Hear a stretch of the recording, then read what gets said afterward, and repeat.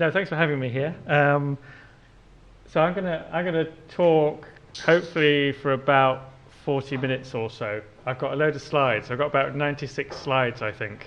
So I'll try and make it as entertaining as possible, but try and get through the material as well to give you an idea of the sort of things I'm interested in and talking about and what we're trying to do at MIMA, which is this building here, which is in Middlesbrough, if you know it or don't know it. Middlesbrough is in the northeast of England. It's sort of somewhere, it's kind of North Yorkshire, but also south northeast.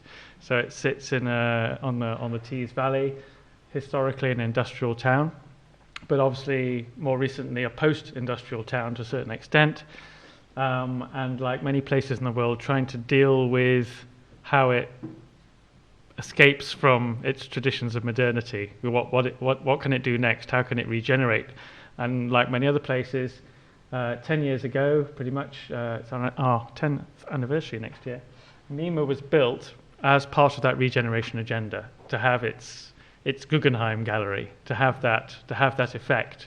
If you were going to be a player in the world, you needed your contemporary art gallery designed by a Dutch architect that would put you on the map, make you a player in the world, and that it would be a vehicle which you could wear your culture on your sleeve to say that you had a sophisticated culture, that you were part of a bigger thing than just just this kind of industrial town in the northeast of England. It is a gallery that has beautiful spaces, and for the past 10 years it has shown the great and the good of modern and contemporary art.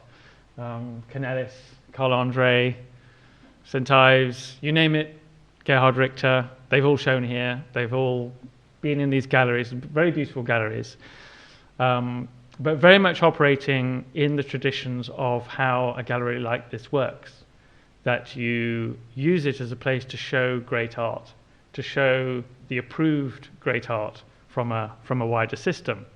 And of course, in a place like Middlesbrough, like in most places actually, I would argue, that mismatch between the agenda of the contemporary art world and the understandings of what art is by the consensus machine that generates it and supports it, doesn't necessarily have traction with places like this. Most people have issues in understanding what art is, or what they're told art is, or what things like Gerhard Richter are and how they should read them and what they should do with them. So often the history of these places is a kind of translation, where this is really good art, it's very good for you, but you just need to get to understand it. And they've devised mechanisms in a way to explain art, to translate art to a wider audience. But as I joined MIMA, I was aware that this was a history that was very, in a way, extreme in somewhere like Middlesbrough, but it was something that was fairly universal as well in my experience of working in museums and galleries for many years. Obviously, doing shows in New York and London and wherever else, you have an audience. But in places that aren't like that, you're always struggling to find a way to connect this material with people's lives. And in Middlesbrough, you could say it's in a way one of the most extreme circumstances. My predecessor, Kate Brinley, who's now at Arnold Feeney, described it as a kind of frontier town. It is sort of you feel like you're sort of trying to take contemporary art to these peripheral places in the UK and make it work.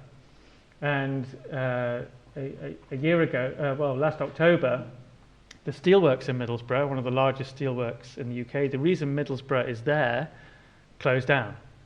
Due to economic prices, China dumping steel and so on, the steelworks was no longer viable and it shut for good. There's no way that steelworks is ever opening again. South Wales has a bit of a chance, but there's no way Teesside will build a steel industry on that scale again. So this is basically a town that's built because of this place, is a shock to the system. So what role does an art gallery have in a place like that, where now you have, literally this is a plant that runs from Middlesbrough for about 9 miles to the coast. It's enormous. And you can imagine the support infrastructure, the economics, the social fabric around it is totally embedded in this industry. There are other industries, but this in a way is the heart and soul of the town.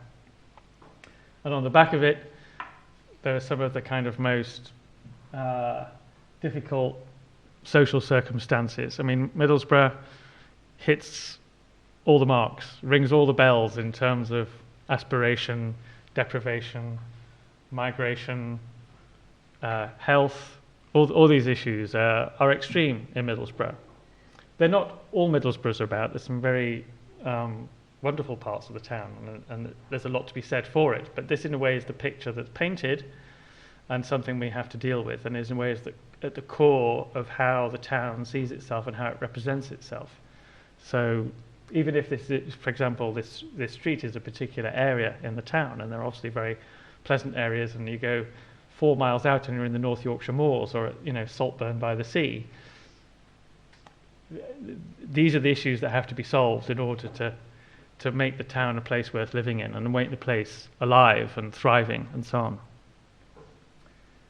So how do you make an art gallery work in a place like this? Art galleries, in a way, traditionally were built on the surplus. They were built on the excess, the wealth. So how do you make an art gallery function in a time of economic decline or economic transition when you're no longer funded as well as you would like to be funded, when the purse strings are being pulled, when your very being is called into question? When I started, there was an independent mayoral candidate who was running on an anti-MEMA ticket. They were saying, well, we should shut MEMA down. We need schools, we need hospitals. We don't need basically an elitist, a snobbish institution, as he called it, as MEMA. So basically my challenge, in my head at least, was how can you reinvent this place? How can you, or in a way, evolve it? Because there are lots of things about someone like MEMA that I believe in, and it has done fantastically well in the past, but how it's presented itself, how it's seen by the public is more of an issue. And this is much to do with the way people see contemporary art, the way people see the way art has gone. So a lot of the work I've been doing, not just at MEMA, but in the past 10 years at Grisdale, has been part of an endeavour to rethink what art is, to try and change the trajectory of art, to make it work better in ordinary life, to make it work better for people beyond the confines of the art world, which we're implicated and we're part of it. But nonetheless, I have this kind of belief that goes back to when I was an art student, that it wasn't just about luxury goods. For rich people, there was a kind of much more ambitious, holistic aspiration for creativity. So in all this, we've kind of been looking back at the history and saying, well, what was the moment it all went wrong? And in a way, you could probably... Well, I use this slide a lot. This is my most overused PowerPoint slide. And obviously this is Caspar David Friedrich's Wander Above the Sea of Fog. And in a way, I kind of call this repeatedly the box cover image for the software of modernity. So if you're going to get the software for what modern art is, and you bought it, this would be on the cover. This is the isolated, solitary genius. This is the male avant-garde artist leading you into the future. Put your faith in the artist. They know the answer. They sort of sit slightly apart from society. They look at it, they analyze it, but they are detached. They are autonomous. They are removed and in a way disinterested from the world, but they have the answer and they can lead us to it.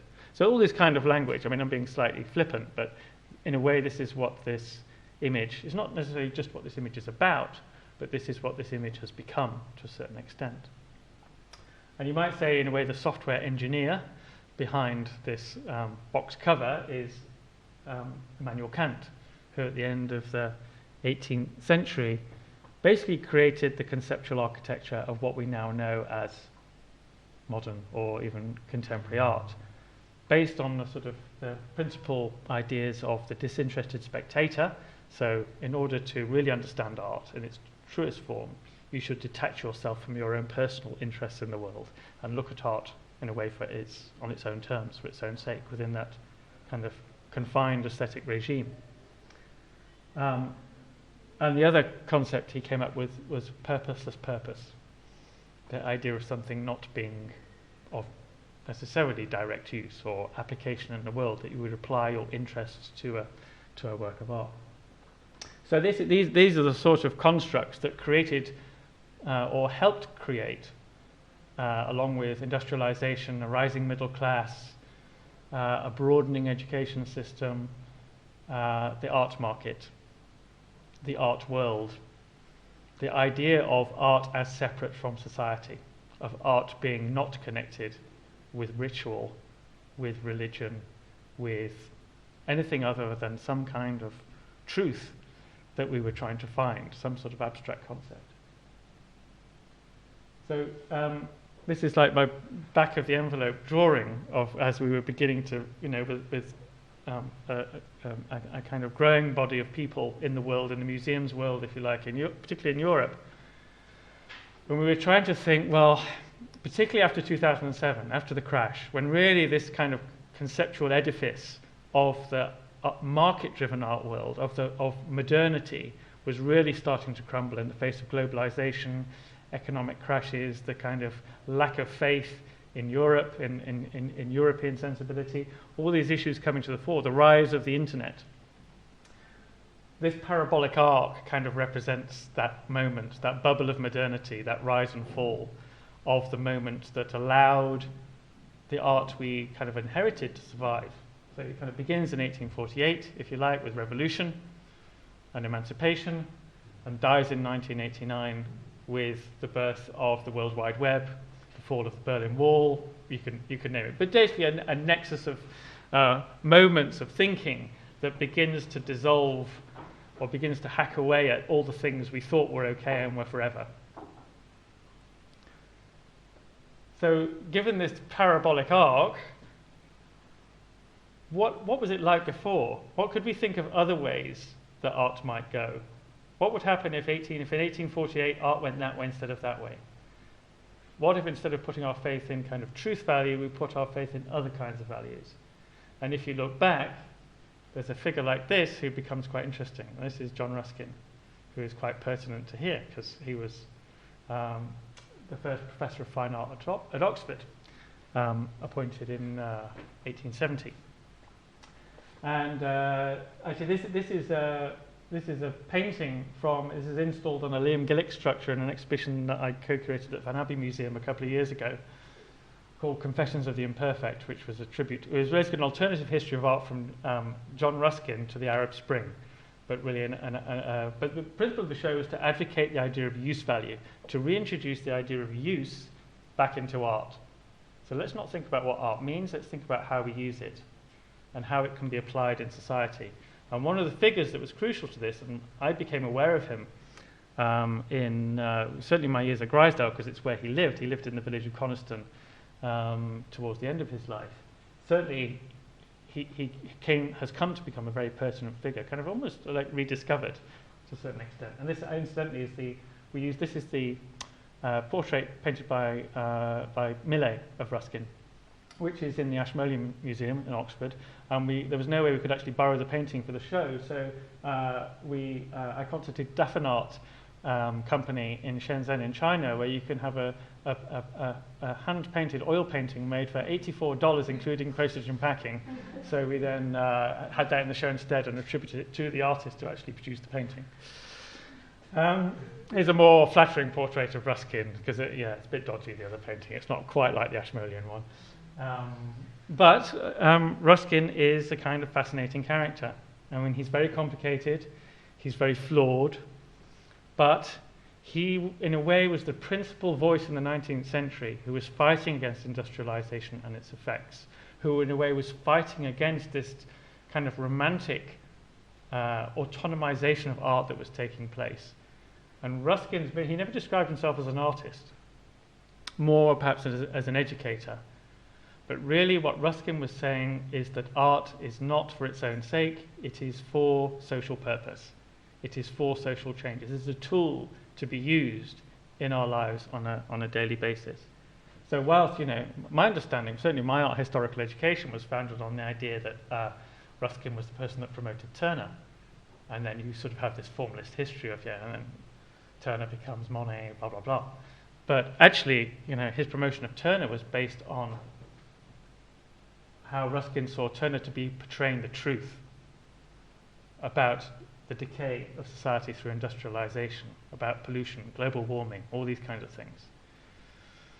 And at the same time, Ruskin, in a way, you could argue is like the world's first socially engaged art practitioner. One of the first things he did when he came to Oxford, this is in 1873. So with his students, he thought that, well, you know, they shouldn't just learn the kind of rarefied academic principles of art and whatever it is they learn, but they should do good, useful things as well. So he gathered a bunch of students, about 60 students, over a period of time, and he got them to build a road between two villages in Oxford, North and South Hinksey. Do you know these places? Did you know the road? Which I think it's nicknamed Ruskin's Ride, or even Willow Road, Willow Drive, something like that. And basically he got his students to build a road, and it should be the most beautiful road there ever was, with ferns and wild flowers growing by its side. But the point was for them to understand the truth of labour, to understand, well, really, that they shouldn't waste. He was very against sport, Ruskin, and he always proposed that, you know, rather than wasting your energy on sport with no effect, you should put all that energy into work, into productive labour, into contributing to society.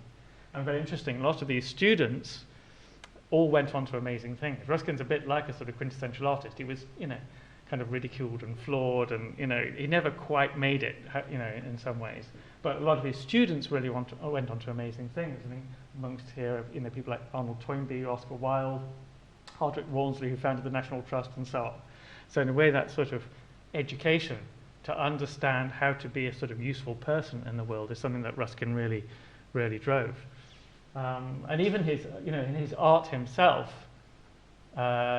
was proposed in this manner. So Ruskin's drawings are not drawings for the sake of having pictures on the walls. Ruskin's drawings are instructional tools, and these are most beautifully exemplified in his lecture diagrams, which are not very well seen, and a lot of them are rolled up in a bad condition, some in various archives and so on. But we kind of have shown them in various instances in the past. But basically, they were sort of, it's like Victorian PowerPoint. So he would do very performative lectures, and he would tour the country to audiences of, you know, 2,000 or so in, you know, in halls, and he would give a lecture on, say, Corinthian columns, but use it to sort of berate the industrialists about, you know, the pollution or, you know, unequal wages or whatever. This is from a lecture called A Lecture on Tree Twigs that he gave at the Royal Institution, which is about the growth of horse chestnut leaves. You see they're all numbered, and they're about, you know, they're sort of 5 foot by 4 foot, and so this really is an allegory of how society works, about comparing the way society operates according to a tree, how the different components of a tree relate to the whole and support each other, and how a leaf unfolds in relation to how a leaf next to it, adjacent leaf, unfolds, and so on. But it kind of gives you an idea of, you know, this is not art in the two-dimensional plane. This is art operating in the world. And also having, you know, when we were at Grisdale, we had this very interesting opportunity to tackle, we were invited by the local community that we're part of to, because by this time we started basically developing useful arts projects. We changed the trajectory completely of how we worked. And on the back of this, people started to say, oh, you know, you're kind of come up with ideas and stuff for things. Could you help us with this building? This is the Coniston Institute in the village of Coniston, which Ruskin helped build. And in a way, it was his sort of prototype museum. It was his idea of what a museum stroke community centre stroke village hall would be. And it was a hybrid of library, museum, bathhouse for the miners, community kitchen, social centre. You know, it was a kind of a whole load of things rolled into one. And was part of the Institute movement, which I'm not going to go into now, but it's a really fascinating bit of sort of pre-history before galleries and museums really took hold. And inside it, again, there were exhibitions, but exhibitions as tools for education of animal specimens, plant specimens, geology, you name it. Just really, but this is material to be used, not to be looked at. And alongside this, he developed what were known as the homecraft industries. So members of the community from mining, farming, backgrounds would go to the institute in the evenings to be taught classes in craft. So the miners would learn wood carving, like this. Sorry, it's a bad slide. They resurrected a spinning industry. So spinning was already in the 1870s completely gone. They had to go out and find or make spinning wheels because this was dead history already. But to restart an industry of making lace, and the famous Ruskin lace that then came out of it, and still going today. And then also copper repoussé, because these are very refined sort of Victorian, paternalistic attempts to kind of create a creative society. But in a way, this was the point. The idea of making these home crafts was not for them to be artists, but to supplement their living and enhance their living through artistic processes, through collective learning through making together as a community, and also selling these things on the side for a bit of extra money. The economics of it was also part of that as well. So on the back of this, we kind of did a few projects which tried to maintain this agenda within the institute. So we created, with a group of artists, an honest shop, which was, if you've seen honesty stalls in the countryside where you have eggs at the end of a farm gate with a jam jar and that sort of thing, well, we made a whole shop which sold products made in the village, and they had to be homemade and made in the village. So things grown in gardens, crafts, mugs, ceramics, drawings, whatever it might be, but a shop with no staff. And the idea was, it was the same principle, that you bought something from the shop, you put the money in the jar, and then the money goes to the person, 80% of the money of the money proceeds goes to the person who made it, and then 20% goes to the institute to help support the institute. And after about a year or so, this shop was earning £40,000 a year. But what was very interesting was it wasn't just about people making money. That counted, that mattered, because it was a way to register value, the value of a project like this. But it was because it also became a place where people came together to meet. It was a place where people came to show what they made, where they felt like they were contributing, but also a place where you actually would represent what the village is really like to the significant tourist population, in comparison to the kind of the shitty tourist shops that sell stuff made in Taiwan. This is Bill and his rhubarb, by the way, and this is John Craven having having some local gingerbread made by Anne Hall in the background. That was when we knew we'd made it, when it got on Country File. That was the village were really, really thrilled when that happened. John Craven turned out to be a bit of an arsehole, really, but never mind, that's another story. And then similarly, we did a project with the local library that was due to be shut down and wound down, and we redesigned it with the artist Liam Gillick, and made it a library, like an honesty library, with this computer terminal where you scan books in and out. But these are sort of examples of what we were beginning to talk about, and not necessarily authored artist projects. These are collective projects that come out of what's already in place. This is not an artist going, hey, I've got a really good idea for a project, would you be my laboratory guinea pig? These were projects that came out of, how could we use this space? What could we do about the library? Could you help us, etc., etc. And many projects came out of it. And in a way, this way of working, this complete turnaround, which was like a revelation for people like me and Adam, who, my colleague there, who worked in the art world for years, were trying to sort of inflict art on people, even in social practice. Come on, join in this; it'll be really good for you. That kind of language. It was a very dramatic change, and it started to gather a kind of community of interest from other institutions as well in this conversation, like-minded people. This is a team from the Van Abbe Museum in Eindhoven who came to visit us and said, well, we're kind of thinking of these things too. We're thinking about institutional change. We're much bigger, but we need to rethink this paradigm of art and what the museum is and how we operate on a huge scale. And at the same time, they'd been talking to Tania Beguera, who's a Cuban artist, who had been, in parallel, developing this idea of arte útil, art as a tool, in Spanish, and in a way is slightly softer than the word useful art gets used or has done recently, which sounds slightly manipulative, whereas arte útil is probably slightly more accurate in terms of trying to think of how art can be applied. So we kind of started to get together with the Van Abbe and with Tania, and Tania came to Grisdale, and we wrote together the criteria for arte utile or useful art, or however you want to describe it. What was it that made these projects, this way of working particular, as a way to move away from this romantic concept of modernity? So, very quickly, the 8 criteria, which kind of are open to change, were that it should propose new uses for art within society, use artistic thinking to challenge the field in which it operates, they should respond to current urgencies, operate on a one-to-one scale. That means that it shouldn't be a picture, a representation of something else, or point to something. It should be the thing itself. So the honest shop is not talking about an honest shop or an economy. It is that working in the world in itself. We should replace authors with initiators. Go away from that genius individual kind of male fantasy that we have, and talk about and replace spectators with users. So no longer a spectator economy, but about being in it and working with it. They should have practical, beneficial outcomes for the users. They should be sustainable. And finally, a slightly more esoteric one, that these projects should re-establish aesthetics as a system of transformation. And what that means is basically rethink of art as a process. Don't think of art as a set of objects in the world.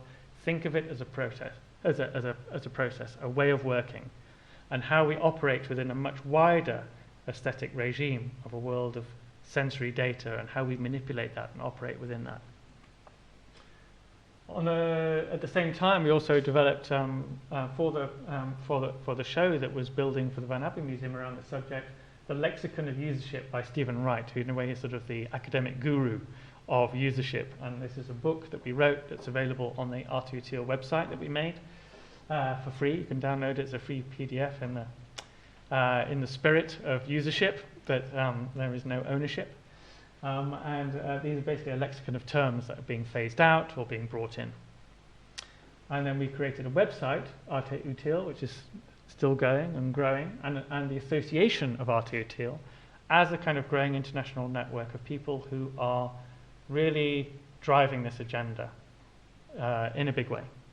So we made the Museum of Arte Utile, so we turned the whole Van Abbe Museum into the Useful Museum, really presenting a whole network of these case studies from around the world. Over 500 case studies of examples of work that we're talking about that are also represented online as an archive, but as a toolkit, not just as something an archive to look at, but in itself, the archive is a way that communities go, oh yeah, that's a good project, I can copy that one, I can do that one, I can do this garden, I can do such and such. So they include things like, to give you an idea of what we're talking about, Julie Werdine, who created these Brinco training shoes to help Mexican migrants cross from Mexico over into the States. So they're like super groovy trainers that have like a compass and survival kit in the heel. Then they got sold over the border in fashionable shops in the States, like, super cool hip shops for, lots of money. And then the money went back to Mexico to help fund the migration of the workers over the border. Not Donald Trump will think about that one. But Gert, who runs this expanding project called the Silent University, which is basically for migrants with no status to really use and develop their existing education, that they have something to offer.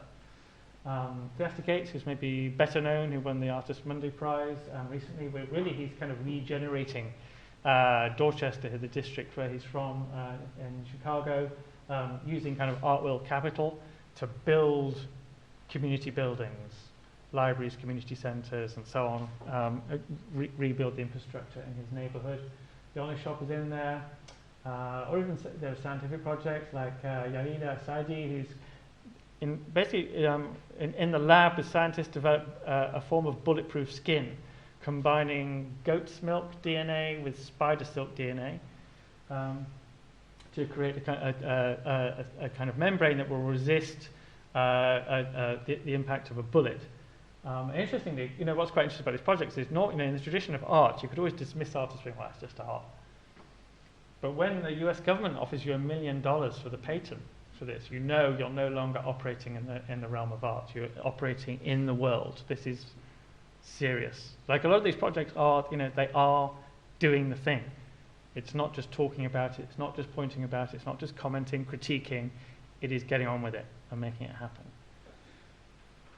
Fernando Garcia Dore, Mobile Dairy Unit, travels around teaching people how to make cheese, incidentally based on a John Ruskin project, which he did exactly the same thing in the 1870s.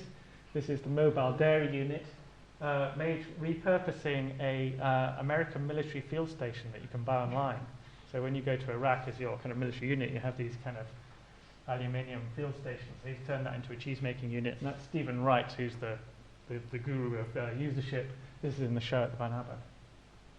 Lockenklauser, furnishing social institutions, another example, basically taking art institution materials, plinths, shelving, display mechanisms that get wasted after an exhibition finishes, turning them into furniture that then gets redistributed to community and social centres in the town, in this case in Chicago. This is Nuria Guel. This is at the opening of the Museum of Art Utile show, and she had this project where she was marrying. She married someone from Cuba so they could basically move to Europe to get out of Cuba. And then, knowing that Charles Escher's Directory Museum had special status within the city of Eindhoven, he performed the divorce at the opening of the gallery, and he now lives happily in Holland. Institute of Human Activities. This is a project that we're currently showing at MIMA now as part of our new programme. And this is a project initiated by Dutch artist Renzo Martins on the Congolese palm oil plantations that were once owned by Lord Lever, originally, of Port Sunlight and Sunlight Soap, which then became Unilever, the multinational. And on the plantations, he has established the Institute of Human Activity, because this is one of the poorest communities in the world, where they survive on a handful of dollars a week, if that. And I don't know if anyone's seen it. There's a film he made 6 years ago called Enjoy Poverty, which is very controversial, very difficult watch. Made him a lot of enemies in the art world. But on the back of this, he has developed this project which he calls reverse gentrification, which is about harnessing the art world capital and channeling it back into the Congo to these workers to provide them with a better future, in effect. Because the critique is that often you get art talking about problems in the world, about inequality, about poverty, about global situations, but ultimately the beneficiaries of that art always resides back in New York, in London, in Beijing, in the art world, as art world capital. So this project sets about trying to redistribute that back into where the issues are. So it set up basically a kind of union, the Congolese Plantation Workers Art League, and established at first base making sculptures out of Congo River mud. Now what's interesting is that the plantation workers were banned from making sculpture by the plantation owners way back in Lord Leverhulme's time. But this is the same tradition of art that they have that inspired Braque and Picasso and led to Cubism. But they themselves were banned from making art. They weren't allowed to make it. So this is about, not just about kind of learning to make, crafting. This is about learning to create their own culture again and have a stake in the world. But these sculptures are then scanned in 3D because they're river mud, they just fall to pieces. Then the files are exported to Holland where they're printed in 3D and cast again in chocolate from the plantations. The sculptures are sold through the art market, and then the money goes back to the IHA to pay the workers a decent living, but also to provide sustainable agriculture and education projects in the village. This is an ongoing project that's happening right now. This is in Mima, and we're going to buy this sculpture for $9,000, and that money will go back to plantation workers, and this will reside in our collection. This is some filming for BBC taking place, but in a way that this is the idea of the show, not just as an exhibition of stuff. This is an exhibition as a tool within a much wider process taking place in the world. And then beyond this, that in a way this idea starts to expand. And last year, I was involved in the Turner Prize, and by twist of fate, the Assemble won the Turner Prize to the horror of a lot of people in the room there, particularly the kind of gallerista community, who were horrified at the idea of non-artists winning the Turner Prize. Muriel Gray was apoplectic at the end. But then again, this is the same methodology, the same thinking that's coming through. This is not just kind of art utile. This is people in the world who are starting to use artistic competencies in the way they operate in ordinary life. This is beyond the paradigm of the art world. And this is very interesting, because in a way it is like a redistribution of the intellectual wealth that art can offer, and in a way the utilitarian wealth that art can offer. And of course they presented they did their show in the Turner Prize, but what's really important is that this project was actually about reclaiming and rebuilding houses by a community in Liverpool. This is Michael, who instigated the project. So of course we could never get into the Turner Prize the idea that a real non-artist would win the Turner Prize, but these guys really, they're the ones who drove it. 30 years ago, after the Toxteth riots, they refused to move. They started doing projects. They were guerrilla gardening. They were developing the street, developing their community, in a way operating as artists, as activists within this community, and on the back of that then brought in Assemble as part of that project. And now he's having a huge impact in that particular area of Liverpool. It spreads as well. This is Art Utile Archive in Zagreb, and then this is a committee meeting recently in London with another display of Art Utile Archive at Arts Catalyst. But really the idea of relaunching Art Utile on a bigger scale, to make it expand around the world, to really make it a movement, if you like, which will redirect art to a certain extent back along the lines of use value. Okay, so given all this work, how do you make this fit into a museum which is designed along the principles of spectatorship and that kind of romantic model of putting the art in the gallery? And one of the terms that we had with the lexicon was this term, the Museum 3.0. And this, for me, became the principle of how we might restructure and repurpose somewhere like NEMA. So if you imagine the Museum 1.0 is like the Victorian paternalistic model. You put the beautiful things in the art gallery, people come along, and somehow they're better for it. Whitechapel was established to bring people closer to God through landscape painting. This is this kind of methodology. Museum 2.0 is perhaps the sort of more 90s, noughties idea of the museum, where you still put the great art in the gallery, but people participate in it. They co-produce. They take part in the art process or the art production, but nonetheless this is still participating in someone else's agenda. This is not their agenda, it's someone else's. So the Museum 3.0 perhaps is where the agenda starts to be set by the community themselves, by the community of interests, by the users of the museum.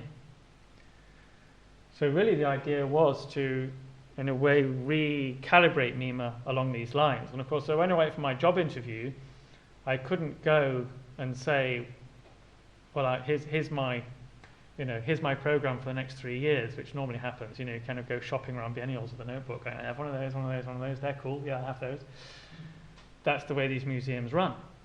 But what I said was, I don't know what the program's going to be, but we'll drive forward with a set of values and aims. So the values that I established, proposed, was that art should be a process, a tool, education, for the everyday, for everybody.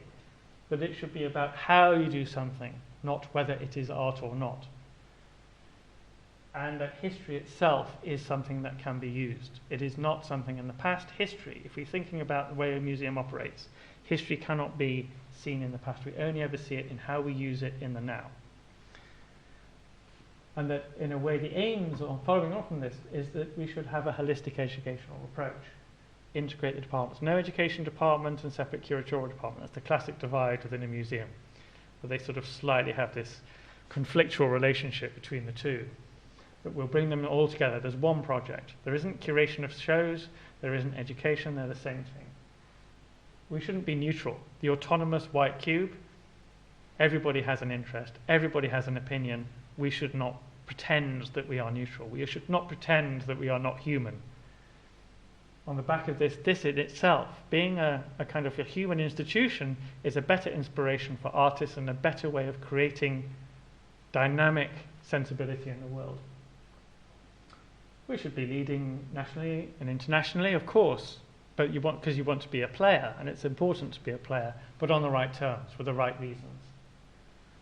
And this would be based on creating culture and exporting it out rather than importing it in. What can we make through this process that gives confidence, that gives a growing sense of purpose, contribution, cohesion in the community that we can then export out? Which in a way is just like the honest shop. Satisfaction and well-being through contributing to society, not from extracting from it. And we should make everything a project, and we should use the institution to reinvent what aesthetics is. No longer think of it as this confined system, this closed system of disinterested analysis, but to understand that everything in the world exists in an aesthetic regime. Politics, industry, marketing, art, engineering, they all operate using the manipulation of sensory data. So in those terms, art is very important and at the root of everything. So in a way, the first attempt to kind of capture this in a project we did a show called Localism, which was like the antidote to the international blockbuster. And what we did was we said, well, let's write a history of art in Middlesbrough, from when Middlesbrough appeared in the world in 1830, when they discovered iron ore and coal. And what is the story of this town? What is the story of how it was made and the history of making within it? And because I was new there, I didn't know anything about Middlesbrough, we opened up the call to invite people to come along to say what they thought should be in the show, to help us author it, to write it, to create this exhibition that was about them, for them, and about how we go forward, and use that as a platform to sow the seeds for future projects, to begin the conversation about what this museum is for, and who it's for, and who decides. So people brought things in, things like Communist Party banners, newspaper cuttings, films. We've got a film of Blade Runner here, because the opening shot of Blade Runner is based on the steelworks in Middlesbrough, basically, and Ridley Scott's from Hartlepool. The original drawing for the Sydney Harbour Bridge, which is in the Teesside Archives, made in Middlesbrough. But then also the exhibition became a platform for community discussion, for saying what else should be in the show, for adding things in as we go along. My Uncle Arthur, he worked in, we should have that in. Okay, let's bring it in, let's have it in. And then we created this kind of alternative Alfred Barr diagram just about Teesside on the wall. And then this building sort of salon in the galleries of things that people bring and of contributions to the show. Well-known artists, unknown artists, non-artists, it all counts. Community programs, artists, studio spaces, amateur artists. There's a Lowry from our collection here, but interestingly stolen from the Middlesbrough Art Gallery in the 1980s by a guy from the Steelworks who kidnapped it, and he said, you're not having it back until you open the galleries on Sundays, because working class people should be able to see art as well. And then his son painted a picture for us, like a Lowry-esque painting, which we then accessioned into the collection as well.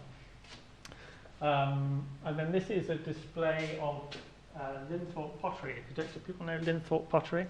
Which was set up in the 1880s in Middlesbrough with Christopher Dresser, the kind of famous, the world's first product designer, you may say, which again was a Theastigate-style regeneration project to take the red brick earth clay from the ground and turn it into fine earthenwares.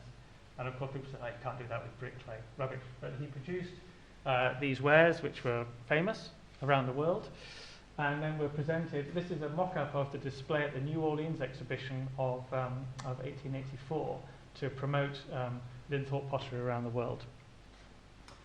This is Stephen Willits, who produced a project in Middlesbrough in 1996, which was exactly the sort of thing we're doing now. He said the museum should be an engine room. It should not be for looking at art, it should be for driving art in the community, and produces amazing sequence of projects. And this is him in his studio digging out these old cine films he had of, doing shows in the mosque and this sort of thing in the back in the 90s. And then on the back of Linthorpe, we've then been starting to work with artists now to develop this strand. So this is a local artist, Emily Hesser, and she's working with her partner, James Bateman, to start New Linthorpe. So this is they're working with the same clay from the ground that's underneath our feet in Middlesbrough, and processing the clay and turning it into new wares to be New Linthorpe, which again will become another industry. This is within the Localism exhibition, a studio set up, but a studio not as display, but a working studio where, again, people can learn the craft of pottery and learn making, and learn how to be together through making. Similarly, another project we profiled in the show, fascinating story from Middlesbrough in the 1930s of a project called, well, Bousbecque Industries. And this was a wealthy sort of tough communist family who lived at the big what's now the National Trust House in Middlesbrough on the estate, who decided when unemployment amongst miners was at 95% in the 1930s, that they should do something about it. So they set up a kind of commune project for miners, where they taught them agriculture, horticulture, how to grow vegetables, how to survive, how to live healthily. They also taught them cleaver and sword dancing. They brought in German soldiers to help them with the project and to teach them German folk songs. And then they brought this guy in from, this is Wilfred Franks, who trained at the Bauhaus, and he taught the miners how to make furniture. And this is Michael Tippett, the composer, young Michael Tippett, who was brought in to teach the miners music, and together they wrote an opera, a rather bawdy opera about Robin Hood, which again was basically a sort of quasi-communist Marxist manifesto about robbing the rich, feeding the poor, etc. And then interestingly, Wilf and Michael fell in love, and they lived above a sweet shop in Bousbecque for 3 years until sadly they separated. But this is the furniture, this is the original furniture, sort of quasi-Bauhaus utility furniture produced by the miners. And then this is New Bousbecque, with being launched in Localism with this artist, Adam Clark, which is basically applying the same principles, but using CAD design and CNC technology to teach unemployed people how to design, how to make furniture and produce a new range of furniture. Like this, at the moment, tables and benches, which then get sold and the money goes back and it becomes a community enterprise, etc. So in a way, this starts to sow the seed of how we start to use the museum as a vehicle to teach creativity, to teach how art can be applied in society. This is John Dewey Jane Addams Gymnasium.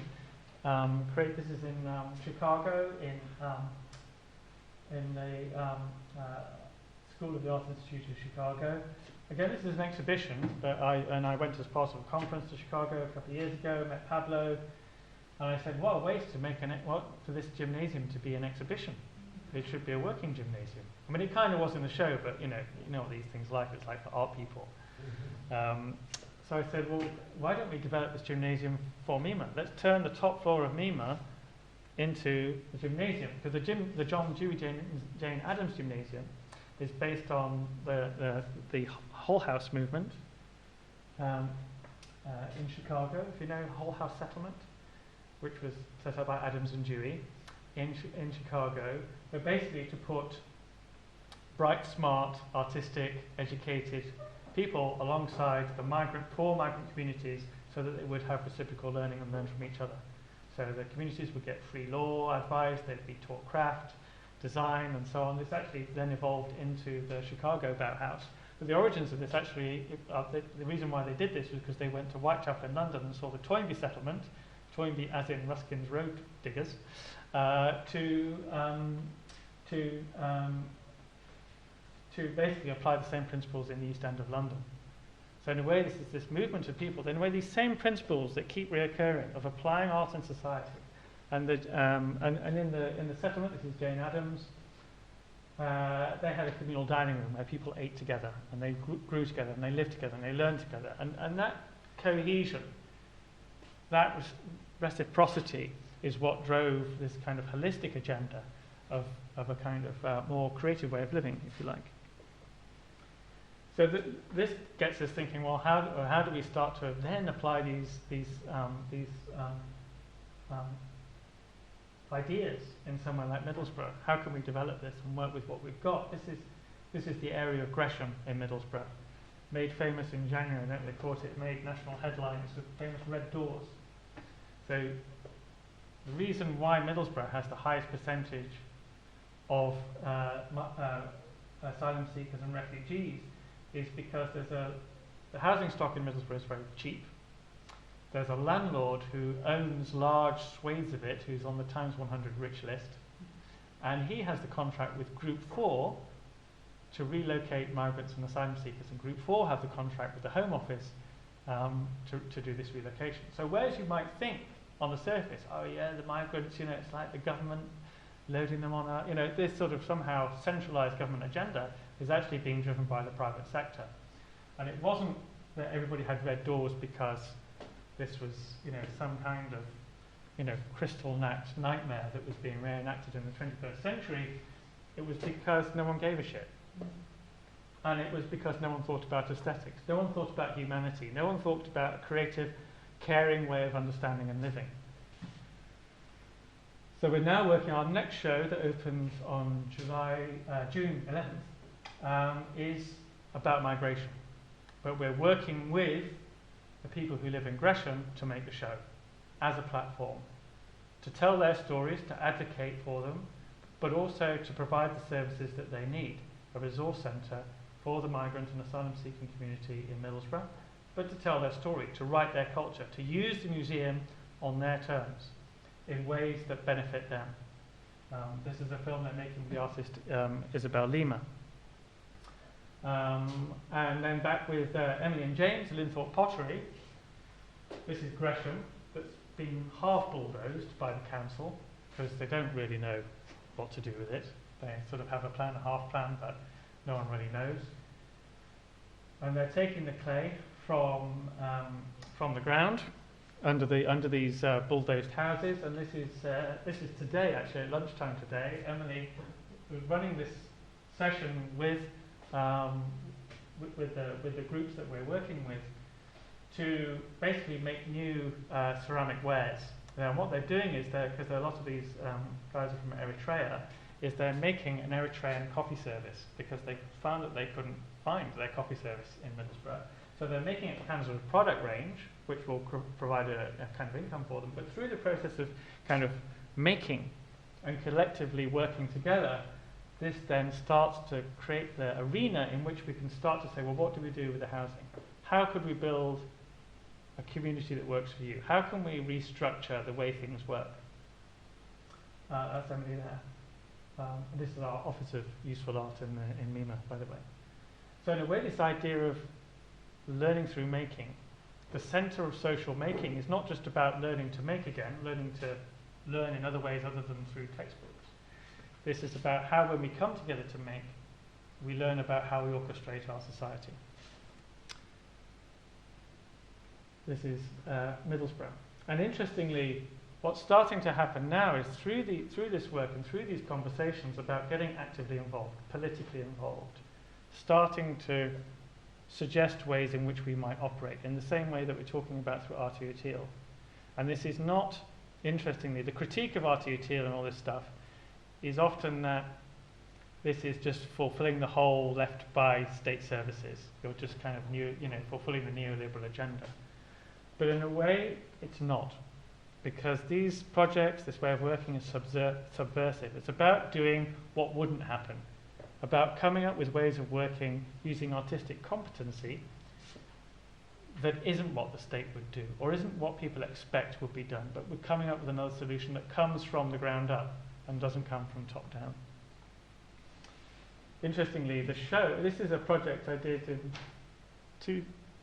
2002 or so, where I was involved in designing the Home Office building with Liam Gillick, and which got built. It was a public art strategy, and it was a very interesting project because it meant for 4 years working with central government, talking to them about how they see themselves, how they represent themselves, how the Home Office works. And very interestingly, throughout this process, there was supposed to be this text that Liam wrote that would be baked in ceramic into the windows of the building that would only appear at certain places. You'd never be able to read the text, but nonetheless there was this text that would cover the facade of the building.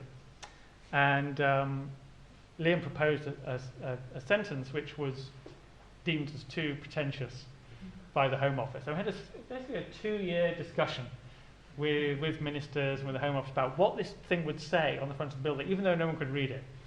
And what was quite funny was that throughout this process there was a Welsh CAD draftsman young training architect working on the CAD designs for the building, and he needed a body text just as infill on all the plans.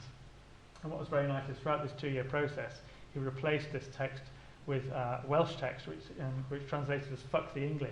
So in 2 years, this building, Home Office had "fuck the English" on the front. But the text was, if all relations were to reach equilibrium, then this building would dissolve, which is the title of our show with our migrant workers, which in a way is also about what we're talking about with Mima. And I was going to finish with that quote, but then I thought it'd be fitting, I think it was in Oxford, to finish with a John Ruskin quote. If I can pull it up, I've gone to screensaver. And this comes from Ruskin's 4th lecture in his Hilary term series of 1870 to his students. And it's called The Relation of Art to Use. And in it, I shall read it, it says, "Much that I have hitherto tried to teach has been disputed on the grounds that I have attached too much importance to art as representing natural facts, and too little to it as a source of pleasure. And I wish, in the close of these 4 prefatory lectures, strongly to assert to you, and, so far as I can in the time, convince you that the entire vitality of art depends upon its being either full of truth or full of use. And that, however pleasant, wonderful, or impressive it may be in itself, it must yet be of inferior kind and tend to deeper inferiority unless it has clearly one of these main objects, either to state a true thing or to adorn a serviceable one. It must never exist alone, never for itself. It exists rightly only when it is the means of knowledge or the grace of agency for life." The end.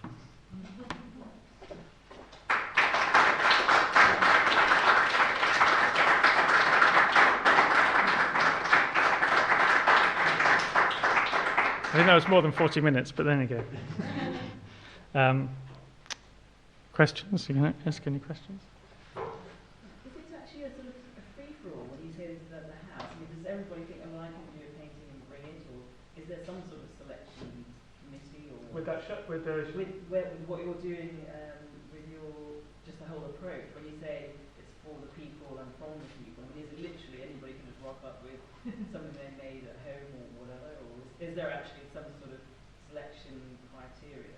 There's discussion around it, but we're not particularly acting as gatekeepers. And actually, what was very good, because I think a lot of the staff, when I kind of proposed this, I think some of the kind of curators are slightly horrified at that. Because obviously the image you have is sort of an antique roadshow queue outside the door of people, with their own paintings, because this is the thing. They'll always get in every museum or gallery, wherever it's, oh, why don't you show local artists, show artwork, it's really, blah, blah, blah. But we always think the worst in people, and actually what was really rewarding to me is that people didn't do that. What they did was, they came and said, oh, you should look at this work, you should look at this guy, he used to live down the road, and he did these amazing slideshows. Or, oh, you should look at this guy, he died a few years ago, but he did these amazing drawings. Or my husband, it was far more generous. And what about children? How are they got involved in it? Their children the way we did it was we ran, for the preceding 3 months of the exhibition, before the exhibition opened, we ran a column in the local newspaper every week about subjects, about different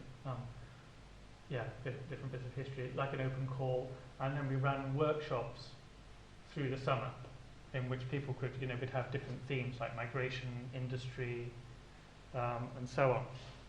Now, obviously, when I talk about the users of a museum, at the moment, the users of a museum are generally adults.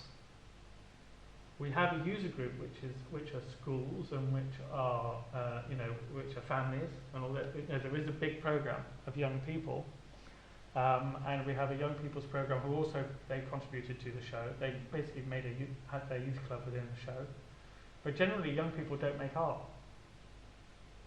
on traditional terms. So how that fits in is slightly problematic. We do it in our next show that opens at the end of June, which is a response to the end of the Steelworks. We are doing a lot with technology and young people working with new technology. Because in a way, that's the arts they make now. They don't do paintings and drawings. So that was something that was interesting that we found out. But then, actually, in the making, the young people got very involved in the making. So the ceramics workshop was mobbed, totally mobbed. People were going, when did it happen? Very successful. Similarly, the furniture making. So actually, the idea of making is really strong. And of course, we have the situation at the moment where, the curriculum's that thick in the school curriculum, and there's one page about art. So in a way, it's not surprising. So in a way, the big job to do is to turn that situation around and explain that art is so much more than that. But did that answer your question? Yeah.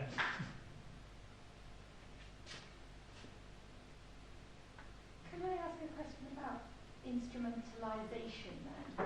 So you've kind of preempted the criticism of this not being about the museum sort of taking over the role of social work or of education or whatever. But given presumably that most of your funding comes from the government or the council, how do you manage and resist that balance between being an organisation that is very proactively saying we're about useful things and about helping and about thinking about all sorts of very difficult problems, but we're not going to do it in the way that you want us to do it? Well, kind of that. I mean, no one's asking us to do it. No, in a way that was, Is that a risk that you run? Not really. I mean, in this instrumental debate, my view is that everybody is responsible in one way or another. Everyone's a citizen, even people that work in art galleries, even artists. So everybody should contribute in one way or another. I mean, if people don't, of course, that's fine. But generally, the world works when people are putting into it, and people are. What's very interesting about somewhere like Middlesbrough that I've noticed, now when you become something like a museum director, is you have conversations with the mayor. He pops in for a cup of tea, and you meet someone who's the head of the housing company, and you meet somebody who's university and business people, and kind of what you realise is no one's really got a plan. They're all just people trying to make their way in the world and trying to understand what to do and know what to do. And in those situations, I think, well, you kind of look at say housing, and you look at housing and go, God, they build shit houses. And why do they build shit houses? Because they're not interested in design. They're not interested in people living. They're interested in making money. Houses are built now to make money, not to create places for people to live. So surely we should build houses to make places to live for people. But who's going to do that? Who's going to say that? Who's going to drive that? Someone's got to do it. And I just think as a person in the world that I'd quite like to take on that challenge. I'd quite like. I'm not. In a way, there's no requirement from the state to build interesting houses, to build better places to live. I mean, it's deep down there is, but nobody's doing it. So in a way, I don't mind taking that on. I don't mind trying to drive that agenda, because I actually want, I want Middlesbrough to be a decent place for my family to live as well. But do you think there's room for more than just you doing it? I mean, the whole of the art world couldn't just do what you're doing from where it is now. Well, why not? I mean, Well, in theory it could, but I mean, is it likely though? I mean, or are you seen as a sort of in itself a sort of artwork because you're a novelty and you're No, there are other people doing it. This is quite interesting. I mean, you talk about usership, and Stephen Wright was ridiculed as a total nutcase, 5 years ago or so. Now it's common language. Look at the Liverpool Biennial. Look at Artis Mundi. Look at Van Abbe Museum, look at Salt in Istanbul, look at, Makba, who produced, the mayor of Barcelona has come through their education program. And these ways of working they're anarchic. They're not state controlled. They're not, we're not sort of doing it for Donald Trump or for, Abramovich. We're doing it because we need this stuff on the ground right now. And, there's a creative instinct to do something about it, because if you wait around for things to happen, then they're not necessarily going to happen your way. And it's not just, I'm kind of flippantly saying, just as an example, but, all the guys in IPC who are working with who live in Gresham, they're desperate for something to happen. And they're so pleased that they've found other people they can talk to who have an interest, that we have a shared interest that we might affect some change. But it isn't just about for them, but it's about how we construct a society. I mean, these are really kind of fundamental philosophical issues. They're about economics, but in the broadest sense of looking after your household, which is the original meaning of economics, not the sort of fiscal translation that we're living under. I'm a bit interested in the fact that you are a gallery and exhibition centre, and you create a special focus, if you like. Because you're right, there's so many projects going on that might be to do with 2 or 3 individuals, where maybe even actually there isn't necessarily a special focus on being an artist, but being individuals who want to shift and explore things that go on for years. And I'm wondering, what do you actually bring to the wider projects? That makes sense. The wider projects in the world. I'm thinking of so many small projects that artists are involved with that maybe don't have a curatorial backing, if you like, or a large institution behind them, but are like the nitty-gritty of creating. Yeah, they're all that. I mean, in fact, a lot of the Art Util projects are projects that don't have institutional backing and aren't even performed within the performative frame of the art world. I mean, this is also what's interesting as well, and I was involved in a show in Warsaw a couple of weeks ago with Stephen Wright and the Museum of Modern Art in Warsaw, which was called Making Use, Living in Post-Artistic Times. And this was a parallel study with an overlap with Art Util, and Art Util was in it, which was about people doing projects with art competencies that weren't necessarily deemed as art. So there were there was like the graffiti guys who were what's the TV series about the guy that's in Guantanamo Bay and comes out, and he's the American series. I can't remember it. Anyway, they were mocked up these scenes of Iraq, and they invited graffiti artists to come in and do the Iraqi style graffiti, and they wrote sort of political slogans in on the walls so that none of the TV producers knew, or this kind of gardening projects. I mean, it's quite funny that there's all these kind of plethora of art gardening projects happening, and you go down the road and there's just a garden happening, and that's just as artful, maybe even more artful than the kind of like the art garden.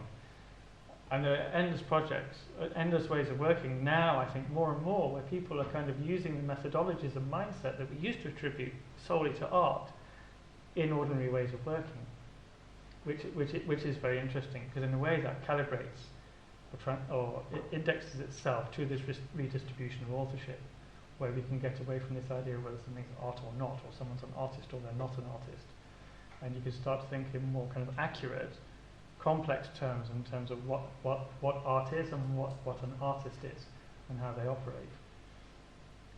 So I would argue in a way, in the way I see it, is that in a way, there are people who run social centres and social projects which wouldn't be, whatever, which would not normally be seen as art projects because they need the authority of the art world to certify them as an art project in order to blah, blah, blah.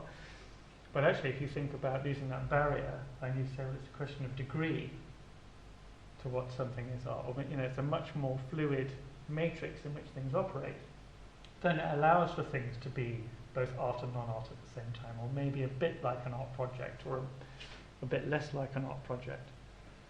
And for me, that's a more accurate way of seeing how the world works than, kind of saying, well, That's in, that's out. So I kind of look like Mike, who runs the Granby Streets project. I mean, he's like an artist. He works like an artist, behaves like an artist, talks like an artist, but he's not. He's a builder. But he does all this amazing stuff.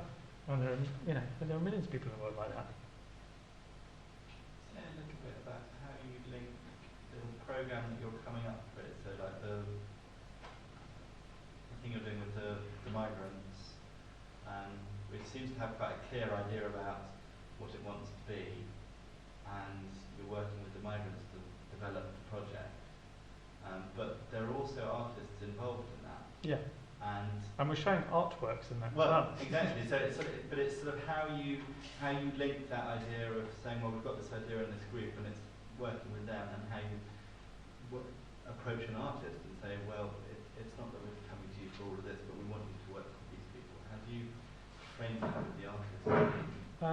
Well, we've not necessarily invited artists in to do projects with people. It really comes through, a lot of it comes through conversation with artists. But I think like a lot of all the best art projects do, rather than that kind of shopping book mentality. Sure. Yeah. You sort of find allegiances and alliances and so on. And actually it's more creating an environment in which we can plan the next step in the gallery that works on many different levels. And then the artworks in that show are basically there as tools to talk through a lot of the problems and the issues, and actually for a lot of the people we're working with on the ground to know that they're not alone in the world, and there are other people thinking about these things and other solutions and other ways of doing things, alongside creating a kind of IT resource centre for them, and we're doing a free meal once a week, and a food bank, and all this other stuff, and they're developing the garden, and they now have a cinema club at Mima that they all come to. So it's a way, it's kind of a moment in a whole process. And actually, what's really, Emily, who's doing the Eritrean tea set, interestingly, she's now been invited to do a residency within the town hall with council workers, because in a way this conversation has got so fluid that they go, oh, well, would you come and work? And then you could kind of over pottery. We can talk about what to do about housing and what to do about steelworks and what to do about whatever. So God knows what will happen there. So. Thank you. I think really refreshing to hear how using a gallery is working in a really pedagogy way. Well, I was told the word is, apparently, by people from Apple. The word now is pedagogy. Since joining EMA, have you seen a community of artists and creative people in your area kind of grow, or have you seen projects kind of developing? Too early to say. I've only been there a year. Yeah. But there's an art community there already. And the there's a town museum that has stuffed animals and geology and all that's a great thing. One of those ones, really good. And there are artist studios, and there's like a wannabe, like a slick contemporary art space, small scale artist studio, artist run. There's crazy kids, irreverent nightclub style. But there's lots of stuff going on, but in a way it's like joining it all up. That's the thing, and it's the same with the council and the university and the housing people. And it's the same with the museum, and they just traditionally are not necessarily talked. And are you trying to quantify in any way the sort of outcomes or sort of impact of your approach? I'm trying really hard not to. People want that to happen. It's useful because then you can translate that model. And we're trying to find ways to do it that are interesting, that aren't, because it's really tricky going down that road of quantifying things. When we struggled with it at Grisdale for years as well, and the best way to kind of prove that it worked was just other people talking about it. Telling the story was often the best way. But the fact that we got repeatedly asked again to do more, that it generated money is a good index of how successful something is. That people said, oh, well, when you finish that, could you help us with this? That's, to me, that's a good indicator of whether it's got value, whether people want it, whether it's needed, all the things you're ultimately doing it for. But I mean, equally at the same time, we're having a PhD study by tape on us, and, you know, all that stuff. We're part of a research program with the Internationale Consortium, and just published a book, and you know, there's all You can imagine that it would be sort of a sort of Harvard business study of this is like an art institution in the 21st century sort of thing. Yeah, there's quite a lot of that going on. Yeah, and we're part of the university as well now. In fact, we are. Yeah, so they haven't quite gotten onto it. I mean, what we're working on is how you, in a way, what's really interesting for me is how you make the institution work as part of the university as well as a sort of this public arena where the students learn in public, but you do research in public, but for the right reasons and not for the sake of research. So you score, you know, ref points and all that sort of stuff that universities like to do. Yeah. I think we should probably let you go, Anne. But thank you very much. Thank you all. Okay.